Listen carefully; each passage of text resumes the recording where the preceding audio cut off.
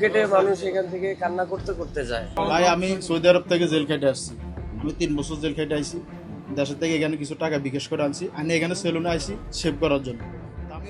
Saudi আরব থেকে jail খেটে সদ্য দেশে ফিরেছেন এই প্রবাসী। বিমানবন্দর থেকে আশকোনা হজ ক্যাম্পের মার্কেটে গিয়ে চুল দাড়ি শেভ করাতে গিয়েই পড়েন বিপাকে। চুল দাড়ি কাটার পর সেলুন থেকে বিল ধরিয়ে দেওয়া হয় 4,500 টাকা। পকেটে পর্যাপ্ত টাকা না থাকায় গ্রাম থেকে টাকা আনিয়ে শেষ পর্যন্ত দরদাম করে 2,500 টাকা দিতে বাধ্য হন তিনি।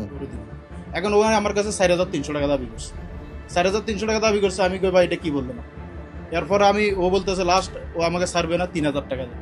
পর আমি 2,500 টাকা দিচ্ছি। আমার লোক আরো 2টা ছেলে আছে, যে একজন আরেকজন চলে গেছে, ওর ভাই ওরে নিয়ে গেছে। ঘটনার পর পুলিশ ফাঁড়িতে অভিযোগ করেন ওই প্রবাসী। পরে গণমাধ্যম ও প্রশাসন সেলুনে গিয়ে দেখতে পায় নিম্নমানের প্রসাধনী ও সামান্য সেবার বিপরীতে নেওয়া হচ্ছে অস্বাভাবিক অঙ্কের টাকা। ডাবল ফেসিয়াল করছে, চুলে কালার শাইনিং করছে, কালার করছে।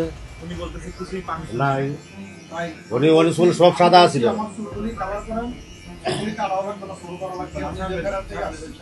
স্থানীয়দের অভিযোগ শুধু একজন নন, এভাবে আরো অনেকেই হয়রানির শিকার হয়েছেন।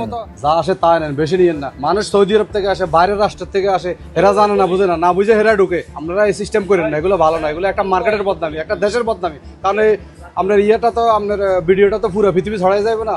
তাহলে আমরা এগুলো করেন না, এগুলো ঠিক না।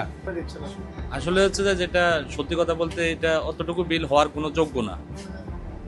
যে পরিমাণ ওনারা বিল চায়, এ বিল হয় না।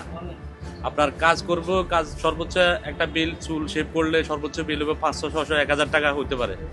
4,000, হ্যাঁ খুশি হয়ে 1,000 টাকা, কিন্তু 4,000 টাকা বিল হওয়া কোনো প্রকারে সম্ভব না। সর্বশেষ 2,500 টাকা দিয়ে উনি এখান থেকে বেরিয়ে হয়েছে। এই বিষয়টা আপনি আসলে কিভাবে দেখেন? এটা মানবিক দিক দিয়ে এটা ঠিক না। প্রবাসীদের কষ্টার্জিত অর্থ নিয়ে এমন গলাকাটা বাণিজ্য বন্ধে প্রশাসনের কঠোর নজরদারি ও কার্যকর ব্যবস্থাপনা এখন সময়ের দাবি। মিসবাউদ্দিন, নিরপেক্ষ। নিরপেক্ষ, সত্য প্রকাশে আপোষহীন।